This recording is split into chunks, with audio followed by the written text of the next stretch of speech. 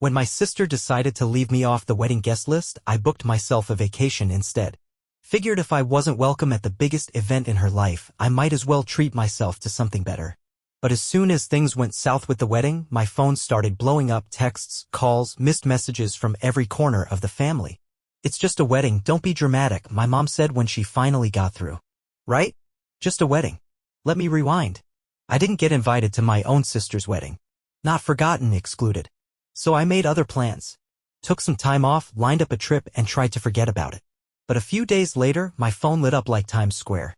I remember staring at one message in particular, reading it over and over. "Hey, just wanted to let you know the guest list is finalized and we had to make some tough cuts. Hope you understand. Love you." Tough cuts. That phrase kept echoing in my head like a joke that wasn't funny. Tough cuts. I wasn't some random second cousin or a distant family friend they hadn't seen in years. I'm her brother. Her actual brother. The same guy who helped her through every messy breakup, every nervous breakdown, every job loss. I was always there. And somehow I didn't make the cut. I just sat there, holding my phone, a weird sense of disbelief creeping in like a slow burn. It almost felt like a prank.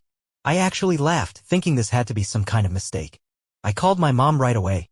She picked up after 2 rings, sounding cheerful. "Hey, sweetie. What's going on?" I didn't waste time with small talk. "I just got a message from Chloe. She says the guest list is finalized and I'm not on it." There was a pause. Not long, but long enough to confirm what I'd already suspected. "Oh honey," she sighed, using that tone she always pulls out when she wants to paint me as the unreasonable one. "It's just a wedding. Don't make a big deal out of it. Just a wedding." That's what she called it. I felt a sharp twist in my gut, hot and bitter. "Are you serious right now?" I said, keeping my voice calm even though I felt anything but. "Mom, I'm her brother. How the hell am I not invited to my own sister's wedding?" She made a little tisk sound like I was a kid whining about bedtime. "It's nothing personal. They had to keep it small and Mom." I cut her off. "I just saw Chloe's Instagram. She invited 150 people." Silence. Then a half laugh that didn't fool anyone. "Well, you know how these things go. Weddings are expensive.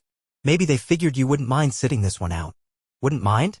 That one hit me like a punch to the ribs. "Wouldn't mind?" I repeated, stunned. "I've been there for Chloe every step of the way. I helped her move twice. When she lost her job, we covered half her rent. I helped her through her last breakup, remember? And now I'm not even worth a chair and a piece of cake." My mom sighed again, already tired of me. "Stop being so dramatic. It's one day. You're overreacting." I let out a humorless laugh. "Overreacting, huh?" I already knew how the story would go. I'd get upset, she'd dismiss it. Chloe might throw out some half-hearted apology later. And I'd be expected to get over it. Forgive, forget. Same old routine. But not this time. Something cracked inside me, clean and sharp. If I didn't matter enough to be included, then I sure as hell wasn't going to show up when they needed me. I hung up. Didn't say a word. Just started scrolling through my phone. If I wasn't attending a wedding, I'd be soaking up the sun somewhere better. And the more I thought about it, the angrier I got. I'm not the kind of guy who flips out over little things. I've let a lot slide over the years. Chloe's forgotten my birthday more times than I can count. She only calls when she needs something. And our mom? She's always expected me to be the understanding one. Chloe's the golden child. Always gets a pass. But this wasn't a missed call or a forgotten holiday. This was different. This was cold. So I pulled out my laptop and started browsing flights. If Chloe was gonna have her perfect day without me, I was going to have the best damn week of my life. Didn't take long. Within the hour, I booked an all-inclusive stay at a 5-star resort in the Caribbean. Ocean view suite, spa services, private beach, the whole deal. I used to tell myself trips like that were too expensive. But this time, it wasn't just about the vacation. It was about the principle.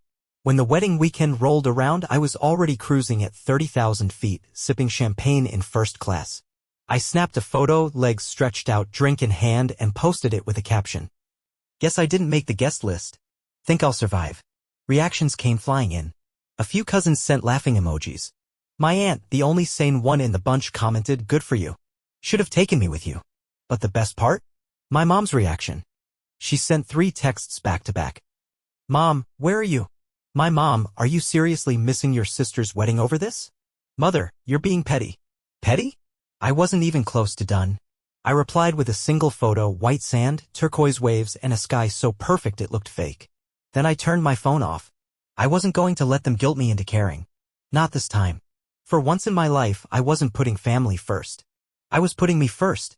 And damn, it felt good. By the time I landed in paradise, any trace of guilt had vanished.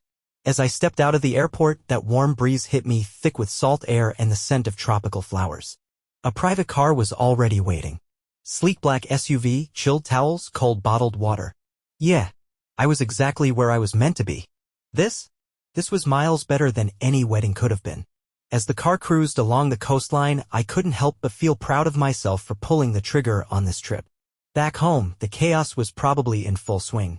The final touches, the rehearsals, the nerves. My mom was likely making excuses for my absence, painting it like I chose to skip it without any real reason. And my sister? She was probably cracking up with her bridesmaids, not sparing me a single thought. But out here? I wasn't an afterthought. I was front and center, my priority for once. The resort looked like something out of a dream. Seriously. The lobby had these towering palm trees growing inside, and everything was designed to let the ocean breeze flow right through. And before I even reached the check-in counter, someone handed me a cocktail. That's the kind of service I could get used to. My room? Absolute paradise. Floor-to-ceiling windows that opened to a private balcony and a bed so massive and perfectly made I almost didn't want to mess it up. I tossed my bags onto a chair, stepped out onto the balcony, and just stood there for a minute, taking it all in, the ocean, the view, the quiet.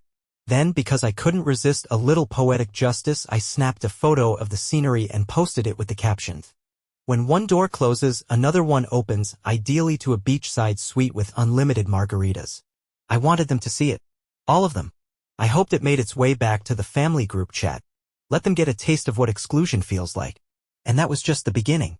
The first full day of the trip? Unreal. I kicked it off with room service, fluffy pancakes, fresh tropical fruit, and a cup of coffee so good it officially ruined every other coffee I'd ever had. I didn't have to be anywhere. No errands. No family drama. Just me, the beach, and zero obligations. By midday, I was stretched out on a lounge chair by the infinity pool, martini in hand, watching the waves crash in the distance. Every now and then, I'd glance at my phone, not to check in with anyone, but to read through the comments rolling in on my vacation posts. They were gold. "Cousin Bill, bro, where are you even? Aunt Dana, okay, now you're just showing off. Some guy I knew from college, dude, take me with you next time." But the one notification that really made me smile? "Chloe viewed your post." Oh, so now I had her attention. I pictured her in the bridal suite, sipping cheap champagne, trying to relax before the big walk down the aisle, only to see me living it up in paradise. Perfect. I raised my glass toward the sun and whispered, "Hope your big day's everything you dreamed of, sis." But as the sun began to dip below the horizon, something weird started happening. My phone blew up. At first, I figured it was just more reactions to my photos. But then I saw the names. Mom, Chloe, Bill, even Uncle Frank. One call after another. Texts piling up. I narrowed my eyes and finally unlocked the screen. The first message I saw was from my mom. "Mom, call me. It's an emergency." An emergency? At a wedding? That didn't exactly scream urgent to me. I hesitated, not sure if I even wanted to care. Then Bill sent a follow-up. "Bill, dude, you are not gonna believe what just happened." Okay, now I was curious. I sat up, started scrolling through the messages, and what I saw next. It was like the universe had sent me a gift with a shiny bow on top. Apparently, Chloe's big day went down in flames. And I mean disaster movie levels of flames. "Bill again, bro. You dodged a bullet. Mom, call me right now. This is a family crisis. Chloe, please. Where are you? I need you." I just sat back, grinning, still sipping my cocktail as I scrolled through the chaos. And then I hit the jackpot. Cousin Tara spilled the real tea. Tara, the Nathan left. He straight up walked out. I nearly choked on my drink. Wait, he left? At the wedding? This was better than anything I could have hoped for. I gave in and texted Bill. "Me, what do you mean he left?" "Bill, man, full meltdown at the reception. He and Chloe got into it, huge fight, and then he just dipped. Left the venue. Gone. And it didn't stop there." Bill again. Uncle Frank and Dad started screaming at each other about who was ruining the family name. Grandma Rose started crying. They had to shut the bar down early. Total mess. I leaned back in my chair, soaking it in like sunshine. My sister had decided I didn't belong at her perfect day. And now, with everything falling apart, I was the first one they came running to. I could already hear my mom's voice in my head. "You need to fix this. Chloe's devastated. Yeah, no thanks. Chloe herself finally messaged again. Chloe, answer your phone. Please. I need you. Oh, now I mattered. I took a deep breath, typed out one message, and hit send. Me. Sorry. I'm a little busy enjoying my overreaction. Hope the wedding was fun. And then, I blocked her. Blocked my mom too. And Bill, just in case he started forwarding their pity party my way. After that, I switched my phone to Do Not Disturb, waved the bartender over, and ordered another drink. While the family spiraled, I was sipping cocktails in paradise, and not feeling a shred of guilt. The next morning, I woke up to the sound of waves crashing gently onto the beach. The scent of salt water and blooming flowers drifted in through the open balcony doors. And for the first time in years, I felt completely at peace. I stretched, let out a long yawn, and for one blissful moment, I almost forgot about the chaos unraveling back home. Almost. Then I glanced at my phone. Even though I'd blocked most of my family, I still had over 20 missed calls, random numbers, new angles. They were clearly trying every route to get through to me. A few voicemails even slipped past the block. Against my better judgment, I hit play on the first one. It was Mom, and she was losing it. I don't know what you think you're doing, she snapped, her voice sharp and panicked. But this is not the time for one of your tantrums. Your sister is devastated and we need you here. The family needs to stick together right now. Delete. Next up, Chloe. Her voice was shaky, on the edge of tears. I don't understand why you're doing this. You're my brother. I need you. Please, just call me back. Click. Delete. But the next one, that one actually made me laugh. It was Bill whispering like he was hiding in a closet. Dude, just a heads up. Mom and Aunt Dana are planning to show up at your apartment when you get back. Also, Grandma Rose keeps saying the wedding was cursed because you weren't there. It's kinda hilarious. Okay, that voicemail I saved. I tossed my phone onto the bed and stepped out onto the balcony. The sun was just peeking over the horizon, casting a soft golden glow across the water. I took a deep breath, soaking it all in. Warm air, salty breeze, and the scent of hibiscus drifting in from somewhere. Meanwhile, back home, the family was in panic mode, scrambling to manage the fallout. Me? I was sipping espresso in a hotel robe, watching the waves roll in. And the best part? Now they finally got a taste of what it felt like to be left out, to feel forgotten, to be seen as optional. I picked up my phone again, took a picture of my breakfast, perfect pancakes, vibrant fruit, and a mimosa so bright it could blind someone, and posted it with the caption, "Starting my day stress-free. Hope everyone back home is doing okay." Just for fun, I browsed through my blocked messages, grinning at all the missed calls. Then I ordered another mimosa. I wasn't calling anyone back. They made this mess, they could clean it up. I was on vacation.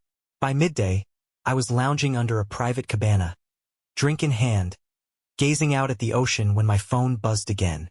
This time it was a text from Tara, my cousin, and one of the only family members who ever really used her brain.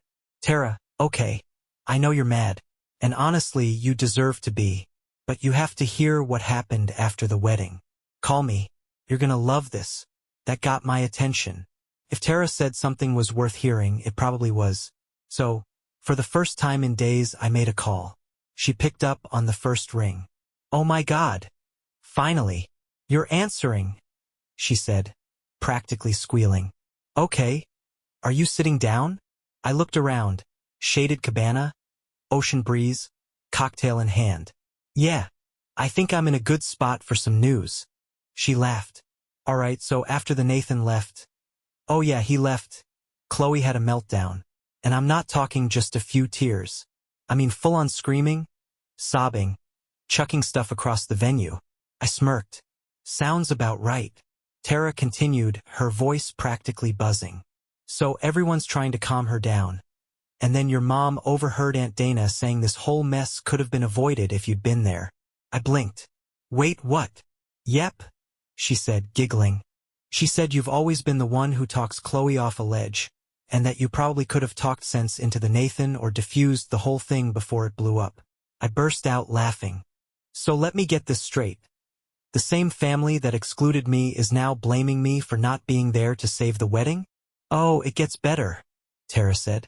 Your mom told Lisa she was being ridiculous. Then they started yelling at each other, loudly. And then Grandma Rose got involved. No, I said, grinning. Don't tell me. Oh yes, Tara cackled. She told Chloe that this was karma, that she'd brought it on herself by leaving out her brother. Grandma Rose literally stood in front of everyone and said, if you had treated your family better, you wouldn't be alone in your wedding dress right now. I had to put my drink down before I spilled it. That's beautiful, I said, still laughing. Oh, and, Tara added, your mom tried calling the Nathan's family to fix things, and his mom basically smiled and said, this is your problem now. I wheezed. Please stop. I can't breathe. She let me catch my breath before asking, so, where does that leave Chloe? Tara sighed, still crying, still blaming everyone but herself. Last I heard, she was scrambling to salvage the wedding with some backup plan. But honestly, there's no bouncing back from that. I took another slow sip of my drink and smiled. You know what the best part is? What? I don't care. Tara burst into laughter. Honestly, I don't blame you. I just thought you'd appreciate knowing that karma showed up right on time. Oh, I love knowing that, I said, smirking. Thanks for the update, Tara. No problem, she replied. Enjoy the rest of your trip. And for the record, you did the right thing. I hung up the phone feeling more satisfied than I had in years. They wanted a wedding without me. And now, thanks to their own pettiness, they had a full-blown disaster instead. I picked up my drink and raised it toward the sky. To family, I muttered. May they never forget this lesson. I raised my glass and toasted to what had clearly become the best decision I've ever made. Then I powered off my phone, leaned back into the cabana's cushions, and let the ocean breeze sweep away any leftover guilt or shame I might have been holding on to. Not that there was much left. For the rest of that day, I didn't so much as glance at my phone. Instead, I booked myself a sunset cruise, the kind where you feel the wind in your hair and the sky turns every shade of fire and gold. Later, I treated myself to a 5-star dinner right by the sea. A steak so perfectly cooked it made me wonder what I'd been doing all my life settling for anything less. Meanwhile, back home, my family was still wading through the wreckage of Chloe's wedding day, picking up the pieces of their perfect little disaster. Me? I was savoring every bite of that steak, every sip of wine, and every second of peace. At some point, a tiny voice in the back of my head whispered, maybe you should feel bad for her. I considered it, then remembered how easily she had cut me out. Not a second thought, not a shred of hesitation. So no pity here. I took one last photo of the view. Moonlight over waves, wine glass in hand. The caption, 0 regrets. Then I smiled, turned off my phone again, and let them stew. I was officially done being the family's backup plan. If they needed someone to fix things, they'd have to look elsewhere. The next morning, I woke up feeling lighter than I had in years. No guilt, no anxiety, no urgent family fires waiting for me to put them out. Just me, the sound of waves brushing the shore, and a full day of nothing but rest on the horizon. I stretched, ordered up room service because why not? And out of pure curiosity, I turned my phone back on. Big mistake. Within seconds, the notifications poured in like floodwater. Mom, you need to stop acting like a child and call me. Chloe, I can't believe you're doing this to me. You are so selfish. Mom again, this isn't funny. Chloe is heartbroken. Do you even care? Unknown number, probably Aunt Dana. We need to fix this family before it's too late. I let out a groan, shaking my head. It was honestly impressive. How fast they pivoted from ignoring me to expecting me to fix everything. Then one message caught my eye. It was from Tara. Tara. Okay. I get that you're ignoring everyone, but please read this. Your mom is trying to pull together a family meeting when you get back. Just a heads up. That made me laugh out loud. They actually thought I'd come waltzing back in like nothing happened? Like I'd show up, smile politely, And let them guilt trip me into pretending none of this ever went down? Yeah. Not gonna happen. I texted Tara back. Me. Thanks for the warning. But I won't be there. A moment later, she replied. Tara. Wait. What do you mean? Me. I'm extending my trip. They wanted to cut me out? Cool. I'm cutting myself off completely. I could practically picture her face. Half surprised, half impressed. A second later, she sent back. Tara, okay, that's iconic. Tell me everything when you get back. Whenever that is, lol. I smirked, set my phone down for a second, then grabbed my laptop. A few clicks later, my trip was officially extended. An extra week. Just me, the ocean, and total silence from the drama squad. No family meetings. No arguments. No guilt. Just peace. And the best part? There was nothing they could do about it. Before I packed up for the beach that morning, I sent one last message to the group thread with Mom and Chloe. Me, oh, so now you want me around? Sorry, I'm too busy enjoying everyone's reactions. Good luck cleaning up your own messes. Then, for the final time, I blocked their numbers. Phone down. Drink ordered. Sun warming my skin. No guilt. No tension. No regrets. Just peace. And yeah, it was absolutely the best decision I've ever made.